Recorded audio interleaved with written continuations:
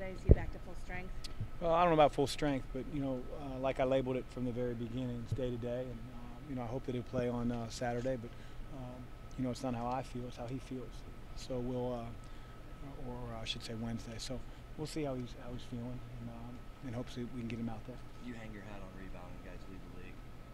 What's going to take to keep that other guy Delgado, who leads the country, rebounding? Yeah, I mean he's terrific. He's one of the best rebounders that I've ever coached against. I mean, he's got really strong hands. He's hard to move on the interior, and that's where Coach Willard puts him. So we've got to have that gang mentality that I think we've had all year, but it doesn't make our job any easier tomorrow. Because has Trayvon looked increasingly better as he looked like he's getting back to more? Yeah. I mean, he's doing a lot more today than he did yesterday and the prior day. So, again, until he's out on that floor, I don't want to mislead anybody, but I think he'll be able to play. But again, we'll see how it responds to today's practice and tomorrow's shoot-around.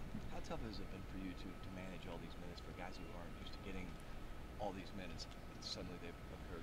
Yeah, it's not so much the minutes, although that hasn't helped us. It's just what you work on for 3 or 4 months has been drastically affected. Offensively, we're a much different team without Edmond and Trey, and even Miles to a certain extent. But building our team coming into the year in September and October is much different than all of a sudden we find ourselves in February. So we're doing things on the fly a little bit. Our offense has plagued us, and it's affected our defense.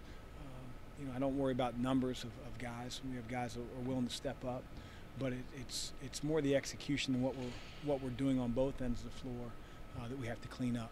Do you attribute some of the turnovers you've had in the starts of the last couple games to just having Quentin take over, the point and run the offense, whereas obviously Ed had a lot more experience in that regard?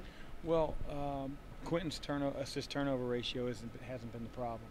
So, no, I don't really attribute it to a freshman point guard. I think some other guys have to do a much better job of being mentally tougher, making better decisions. Are they rushing things? In certain cases, and it's not.